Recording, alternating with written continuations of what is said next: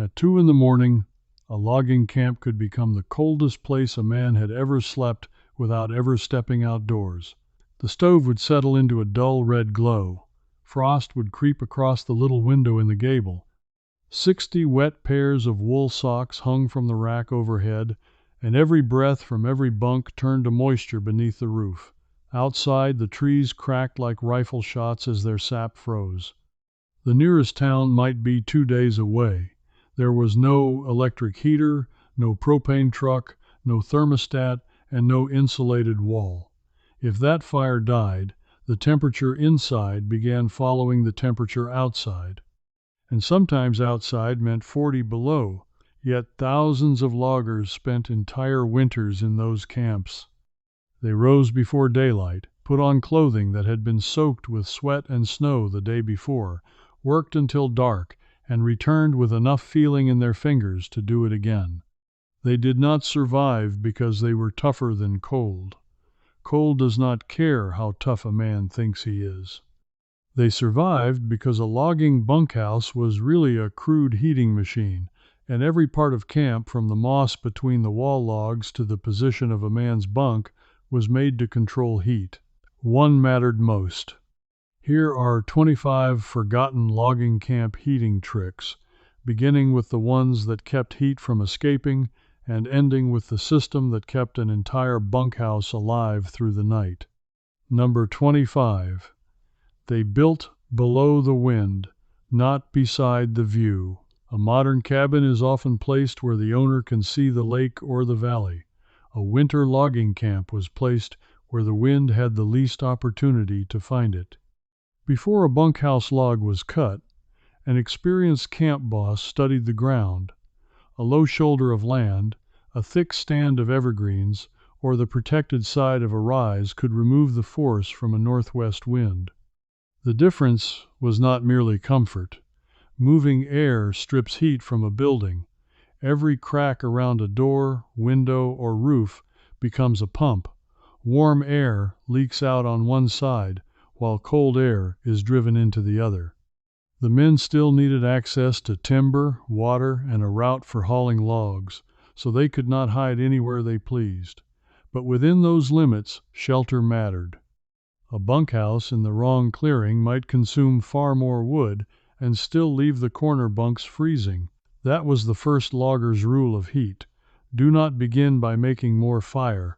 Begin by giving the cold less leverage. Number 24. The bunkhouse was kept low. Old logging bunkhouses were not grand lodges with cathedral ceilings. Many were only about 5 logs high at the sidewalls. That made them dark, crowded, and none too pleasant, but it also reduced the volume of air the stove had to warm. Hot air rises. Every unnecessary foot above a man's head becomes a reservoir of warmth that he cannot use. A tall room can be roasting at the rafters, while a pair of boots freezes near the floor. A low bunkhouse pulled that warm layer down toward the upper bunks and the racks of wet clothing. This is why old camp photographs can look almost compressed. Double bunks run along the walls, a narrow aisle lies between them, and a long iron stove occupies the middle. It was not designed for privacy. It was designed to house a large crew with the least wall and roof exposed to winter. Comfort was measured in cubic feet they did not have to heat. Number 23. They locked the walls with moss and mud. Stacked logs look solid from a distance. Up close, every uneven surface creates a crooked little passage for air. Leave those passages open, and the bunkhouse becomes a wooden basket. Camp builders filled the larger gaps with thin pieces of wood, then packed the remaining seams with moss, mud, or mortar. This was called chinking or caulking. The moss was useful because it could be gathered near the camp, compressed into irregular spaces, and replaced whenever a seam opened. The clever part was maintenance. A new log building changes as the wood dries and settles. Yesterday's tight wall can become next month's draft. Men learn to find those leaks by feel. On a bitter evening, a bare hand moved slowly along a seam could detect a cold thread of air invisible to the eye. One small leak did not seem dangerous. 100 small leaks could carry away the work of a stove all night, so the crew did not treat a draft as an inconvenience. They treated it as a hole in the fuel pile. Number 22. The roof wore more than one layer. Where boards and manufactured roofing could be hauled in, camps often used a board roof covered with tar paper. In more remote places, builders laid balsam poles across the rafters, then added covering and sometimes hay above them. Each trapped layer slowed the movement of heat. The system was rough, and it was nowhere near modern insulation, but it separated the hot, damp air of the bunkhouse from a roof surface exposed directly to snow and wind. Snow itself could become part of that shell. Once a safe layer settled over a sound roof, the trapped air inside the snow added insulation. Men did not need the roof to feel warm. They needed its inside surface to remain warm enough that every ounce of rising heat was not immediately pulled outdoors. But they also learned that warmth and ventilation had to be balanced. Seal a crowded bunkhouse too tightly, and another danger begins gathering above the men. We will come to the strange roof device they used to control that problem. Number 21. They built a cold-trapping passage at the door. Some camps connected the sleeping shanty and cookhouse with a covered passage. It was useful for stacking wood and moving between buildings, but it also created something much like a primitive airlock. Without that buffer, opening the bunkhouse door lets a heavy slab of cold air slide across the floor while warm air spills out above it. Do that repeatedly during the evening and the stove spends half its strength reheating the same room. A covered entry, a rough inner partition, or even a hanging wool blanket slowed that exchange. Snow could be knocked from boots before the man stepped beside the bunks. Wet outer gear had a place to drip. Firewood could be kept under cover without filling the sleeping room with fresh snow. The old crews understood a lesson many modern houses relearn during a blackout. The door is not just an opening. In deep cold, it is a valve. Every second it remains open has a cost. Number 20. They separated cooking heat from sleeping heat. The earliest camps sometimes combined cooking, eating, and sleeping around one open fire. It sounds efficient, one fire doing every job, but it filled the room with smoke, steam, grease, and constant traffic. As camps developed, the cookhouse and sleeping bunkhouse were separated. That might seem like throwing useful kitchen heat away. In practice, it gave each fire a clear purpose. The ranges could burn hard during the long hours of cooking without roasting sleeping men or covering their blankets with kitchen moisture. The bunkhouse stove could be controlled for steady overnight heat. It also reduced the number of doors opening around the sleeping fire. After supper, the bunkhouse became a closed heat zone. Men entered, dried gear, settled onto the deacon seat, and went to bed. The cook and his helpers kept their own schedule next door. More fire is not always better. Sometimes the trick is putting each fire where its heat, smoke, and moisture can be controlled. Number 19. The stove sat in the middle, not against a wall. An iron stove beside an outside wall loses part of its useful radiation into the coldest surface in the room. A stove in the center can throw heat in every direction. Historical descriptions of Minnesota logging camps mention a long stove running through the center of the sleeping room. Bunks lined both sides.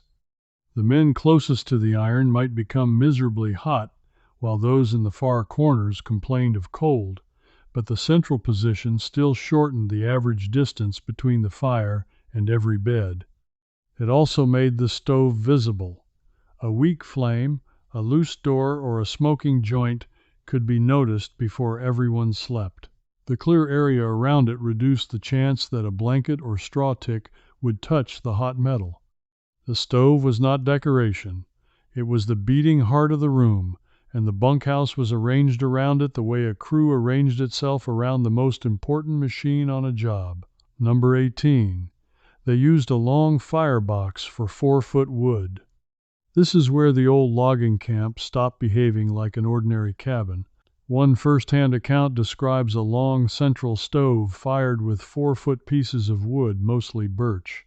A home stove would require those pieces to be cut again and again. The camp stove swallowed them nearly as they came from the woods. Length mattered because a long piece has less exposed end grain in relation to its mass and can feed the fire over a longer period. More importantly, the crew could prepare large fuel quickly. Men surrounded by timber did not lack wood. They lacked spare time after a full day of cutting it for sale. A long firebox also spread heat along the center aisle instead of concentrating it in one small glowing box. It was crude district heating for a one-room town of sleeping men. That does not make an antique camp stove a safe, modern design. Old bunkhouses burned, smoked, and sometimes poisoned their occupants. But the principle was intelligent. Match the shape of the heater to the shape of the fuel and the room. Number 17. They chose birch when the night had to hold. The forests offered spruce, balsam, pine, birch, and other local species, but they did not all behave alike in a stove. Resinous softwood catches quickly and is valuable for starting a fire. Denser wood generally carries more energy in the same volume and can form a longer-lasting coal bed. The Minnesota account that names 4-foot fuel also says it was mostly birch. Birch could be split, handled, and burned with a steadier body than a pile of tiny softwood limbs. A crew could use quick kindling to wake the stove, then place heavier pieces once the chimney was drawing properly. Old woodsmen did not need laboratory charts to know the difference. They watched which wood snapped into flame, which one hissed with moisture, which sent sparks up the pipe, and which left usable coals before dawn. They did not ask simply, "Will it burn?" They asked, "What job will this wood perform?" Starting wood, working wood, and overnight wood were 3 different tools. Number 16. The best firewood never slept in the snow. A green or snow-soaked log steals heat before it returns any. The fire must first warm the water inside that wood and drive it away as vapor. During that time, the stove cools, the burn becomes smoky, and useful heat disappears up the chimney. Logging camps had timber in every direction, yet dry fuel still required planning. A covered passage or woodshed protected the night supply. Pieces were split so the interior could dry. A smaller reserve might be brought near the stove long enough to lose surface snow and warm, but never stacked against hot iron or where a spark could find it. Dry wood burns hotter and cleaner. Modern wood heating guidance still repeats what the camps learned by smoke and cold. Wet fuel means less heat, more smoke, and more deposits in the flue. The men were cutting millions of feet of lumber, but the most valuable wood after sunset was the pile that had been kept dry. Number 15. They started small before they burned large. When a stove is cold, the chimney is cold too. A cold column of air inside a flue can resist upward flow and push smoke back into the room. Loading the firebox immediately with heavy logs makes the problem worse. An experienced stove tender began with dry shavings, bark, and split kindling. The first hot flame warmed the chimney and established draft. Only then did he add larger fuel. That sequence did 2 jobs. It reduced smoke in a crowded room and allowed the larger logs to ignite cleanly instead of smoldering in a cold box. Once the fire was established, the tender could build a dense bed of coals capable of accepting the long night pieces. This is one of the least dramatic tricks on the list, yet it separates a heater from a smoke maker. A large log does not create a large fire merely because it is large. The system must be warm enough to burn the gases the wood releases. Number 14.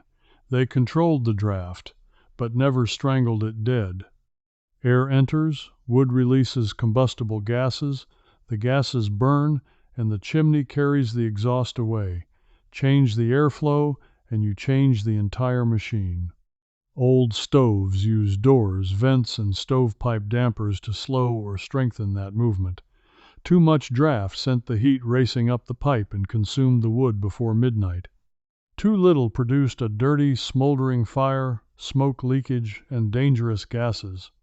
The skilled tender did not close everything and hope one giant log would somehow burn until morning. He established a hot coal bed, loaded suitable dry fuel, then reduced the draft only enough to make the burn steady. Flame and clean draft still mattered. This distinction is vital today. Carbon monoxide has no smell and no color. Any modern wood heater needs correct installation, outside venting, a sound chimney, proper clearances, smoke alarms, and carbon monoxide detectors. The old method explains the principle. It is not permission to copy an improvised 19th century stove inside a home. Number 13, they made the stovepipe heat the room before it left. A stove can be glowing while a large share of its energy escapes in hot exhaust. Logging camps often ran visible metal pipe from the stove to the roof. Every safe foot of pipe exposed inside the room radiated some heat before the gases left the building. The key word is safe. Too much horizontal pipe, weak draft, leaking joints, or an overheated wall could turn a heating trick into a fire.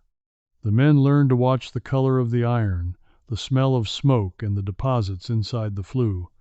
A spark arrestor, a sound roof opening, and regular cleaning were not luxuries. But properly arranged, the stove and pipe worked as one long radiator down the center of the bunkhouse. Men hung racks high enough above it to catch rising warmth without letting wool touch hot metal. They were taking one fire and increasing the surface through which its heat could enter the room. Number 12. The sock rack was part of the heating system. In one 60-man camp, a rack above the long stove held roughly 150 pairs of socks at night. That image tells you nearly everything about winter logging. The men did not come home dry. Snow melted into wool. Sweat collected in socks, mittens, and trousers. If that moisture remained until morning, the next day began with clothing that pulled heat from the body the moment a man stepped outside. So the rising air above the stove performed a second shift. Socks were spread where warm moving air could pass through them. Boots were opened and placed at a safe distance. Mittens were turned. Nothing was left in a wet heap. The rack had to be managed. Place wool too close and it scorches. Cook leather beside iron and it becomes stiff, cracked, and ruined. Drying meant patient warmth and airflow, not burning the water out. The stove kept the room warm once. Dry clothing kept each man warm again the following day. Number 11. They kept wool between skin and winter. The old lumberjack uniform was not chosen for appearance. Wool socks, wool long underwear, wool trousers, wool shirts, coats, hats, and hand coverings continued insulating when damp far better than ordinary cotton. The greater trick was learning not to soak those layers from the inside. A man swinging an axe or pulling a saw produces enormous heat even in bitter air. If he wore every layer tightly while working, sweat wet the clothing.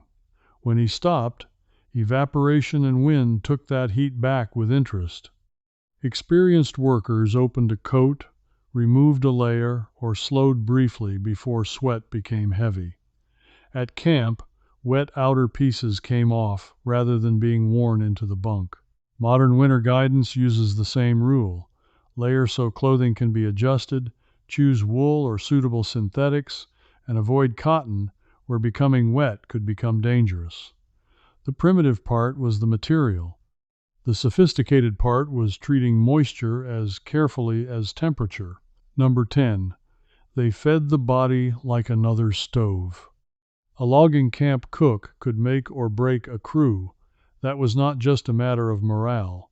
Men working from before sunrise through deep winter burned tremendous energy, and the body cannot produce heat without fuel. Camp tables were famous for dense food: beans, pork, bread, potatoes, oatmeal, molasses, pie, and strong quantities of everything. Historical accounts describe the average logger eating several pounds of food a day. The menu was repetitive, but it delivered fat and carbohydrates in volumes suited to brutal labor. Supper restored what the day had taken. A small bite before bed could help a man maintain warmth through the coldest hours, while breakfast had to send him back outside already fueled. They also understood the value of hot liquid, though they did not confuse a warm cup with real insulation. Coffee or tea warmed hands and added fluid. Food supplied the energy. Dry clothing kept it. The bunk protected it. The man himself was one of the 25 heat sources in the room. Number 9. They raised every bed off the floor. Cold air settles. An uninsulated floor also conducts warmth into the frozen earth below. Put a bed directly on that surface, and the sleeper spends all night heating the ground. Logging camp bunks were built along the walls, often in 2 levels. Even the lower bunk stood above the floor, while the upper bunk occupied the warmest layer of the room. The arrangement saved space, but it also placed men where the stove's heat collected. This created camp politics. A man near the stove or in an upper bunk could be sweating, while somebody in a low corner pulled his blanket tighter. The warmest bed was not always the most desirable. Heat, smoke, noise, and socks overhead came with it, but nobody mistook the floor for a sleeping platform. The lesson was simple enough to overlook. Before adding another blanket, stop the earth and the cold floor from stealing the heat beneath you. Number 8. Straw turned a wooden box into a warm bed. Many bunks had no springs and no manufactured mattress. They were filled with a generous thickness of hay or straw that each man could renew. Loose, dry stalks trap countless pockets of air. Air that cannot circulate freely is a useful insulator. The straw also lifted the body away from the cold boards and conformed around shoulders and hips, reducing empty gaps beneath the sleeper. It was cheap, replaceable, and available through the same supply system that fed the camp animals. It was also dirty, flammable, and capable of holding pests and moisture. Nothing about it was romantic. Its value was that a deep, dry fill performed the same essential job as a modern sleeping pad. It slowed conductive heat loss below the body. If the fill became compressed or damp, it was replaced. The men were not preserving a mattress. They were preserving the dead air layer that made the blankets above it work. Number 7. 2 men sometimes shared one bunk. Historical bunkhouse plans show double bunks built for 2 men. Privacy suffered, warmth did not. 2 bodies beneath shared blankets create more heat while exposing less total surface area to the cold room than 2 men sleeping separately. The effect becomes especially noticeable when the fire weakens near dawn. Nobody needed to explain the equation. Men who had spent winter nights outdoors already understood it. Crowding also meant dozens of human bodies continuously warming the bunkhouse. 60 resting men can release several thousand watts of heat together, although the moisture and stale air they produce create another problem. Sharing a bunk was not a clever life hack invented for comfort. It was an ordinary consequence of limited space and rough camp economics. But in severe cold, the arrangement added redundancy. A blanket slipped from one shoulder did not leave an isolated body surrounded by frozen air. The room was heated by wood. The beds were heated by men. Number 6. Blankets were layered, not crushed. Warmth does not live in the weight of a blanket. It lives largely in the air. The fibers prevent from moving. Camp bedding varied. Some operators supplied blankets. In other places, men provided part of their own kit. The effective arrangement used dry layers with enough loft to trap air. A wool blanket close to the body, another above it, and a coat laid loosely over the feet could create several barriers to heat loss. Packing everything tightly can flatten those air spaces. Allowing a blanket to hang open at the shoulder creates a chimney that pumps warm air out whenever the sleeper moves. Men tucked the edges, protected the neck, and kept the feet from pressing directly against a frozen wall. They also knew that no pile of blankets could rescue a wet bed. Damp bedding had to be aired near safe warmth during the day. Insulation only works when its trapped spaces are not filled with cold water. Number 5. Hot water carried the fire into the bunks. Camp kitchens kept large quantities of hot water near their ranges for washing and work. A tightly closed metal bottle or sturdy container, wrapped so it could not burn skin, could carry some of that stored heat into a cold bed. Placed near the feet before a man climbed in, it warmed the hardest part of the bedding to heat quickly. It did not create energy. It moved energy from the cook stove to the place where it mattered after the bunkhouse fire had begun to settle. Heated stones or bricks served a similar purpose in many cold weather households, but they carried serious risks if overheated, wet, cracked, or placed against fabric. A hot water container was more controllable, though primitive vessels could leak. The deeper lesson was thermal storage. Instead of allowing every bit of evening fire to vanish into the rafters, the camp captured a small portion in water and released it slowly under blankets. Number 4. The skylight was a hand-operated thermostat. This may be the strangest device in the entire bunkhouse. A roof skylight opened from below with a notched pole. It provided light by day, but at night it became a large adjustable vent above the stove. When the room grew oppressively hot, or the wet clothing and sleeping men filled it with damp, stale air, somebody lifted the skylight. Warm air escaped at the highest point, and fresher air entered below. Then the argument began. Men nearest the stove became too hot and opened it. Men in the far corners became cold and closed it. One historical account says this could continue all night. Wasteful as that sounds, ventilation was necessary. A tightly sealed room filled with combustion, moisture, and scores of sleepers is not safe. The trick was controlled exchange, not a permanently open hole. Modern buildings use designed ventilation and detectors. The lumber camp used a pane, a pole, and several irritated men in their underwear. Primitive, yes. Thoughtless, no. Number 3. They stored heat in iron, stone, and coals. Flames are only the most visible form of heat in a stove room. Long after a flame shrinks, a heavy iron body continues radiating. A protected stone or masonry base absorbs energy and releases part of it after the fire changes. Beneath the logs, a deep bed of glowing coals can ignite the next charge without starting from cold. The night tender built that reserve deliberately. He did not let the stove roar empty, leaving nothing but pale ash. He developed a hot coal bed, added large dry fuel at the proper time, and kept enough mass warm that the system changed slowly. This is why opening the firebox every few minutes is not good tending.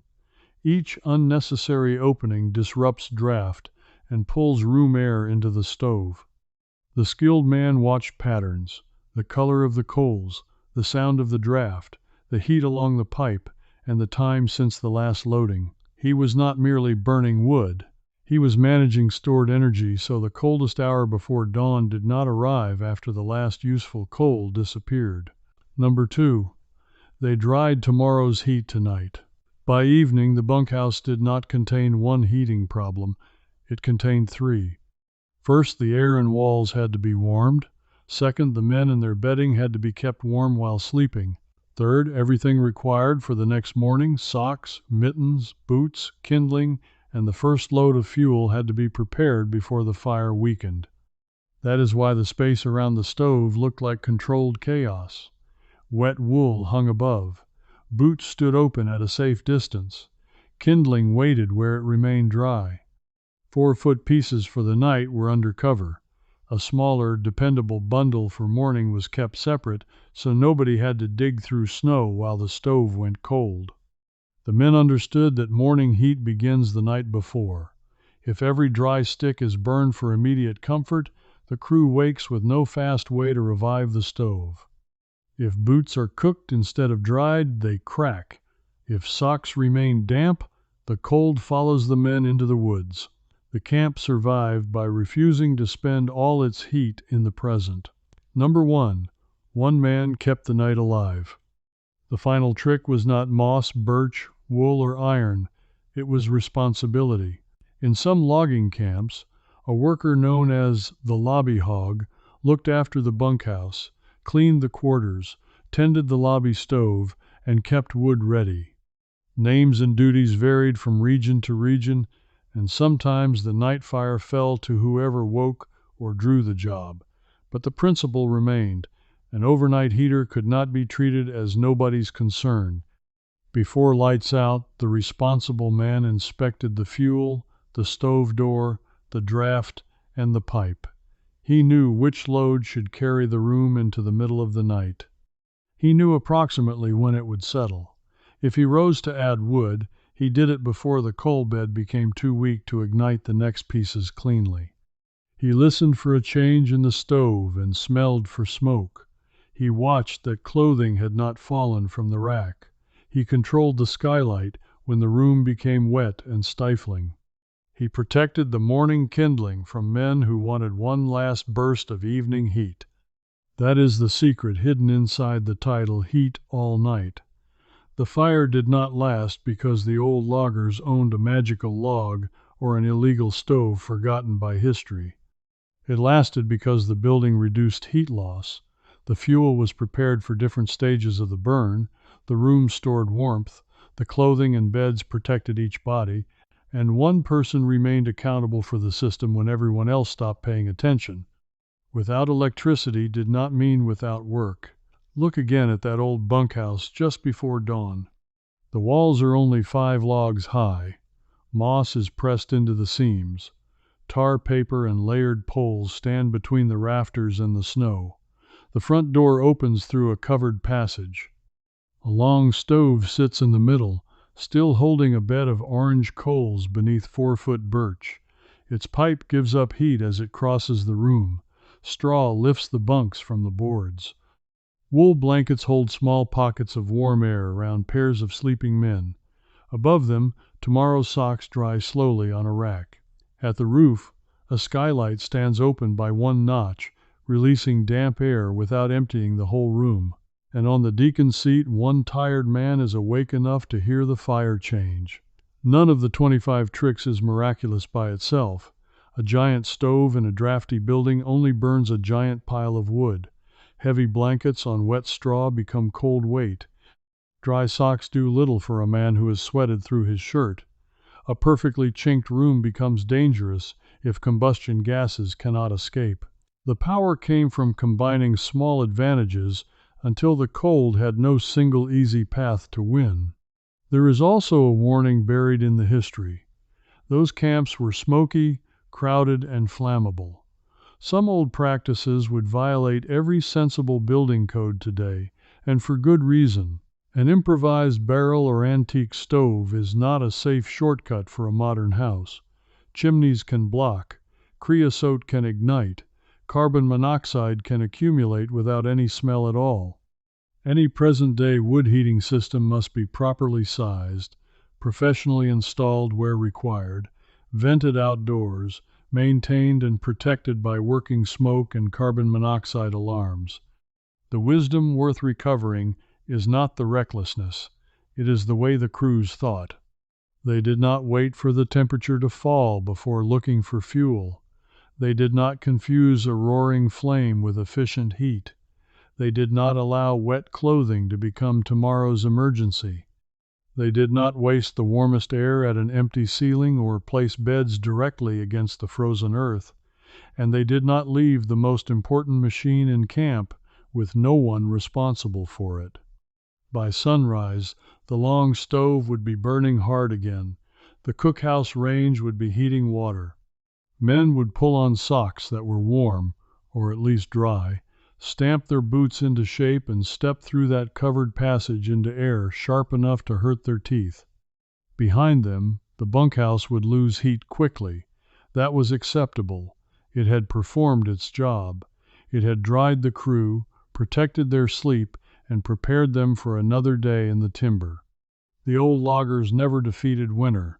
They simply built a system that made winter fight for every degree.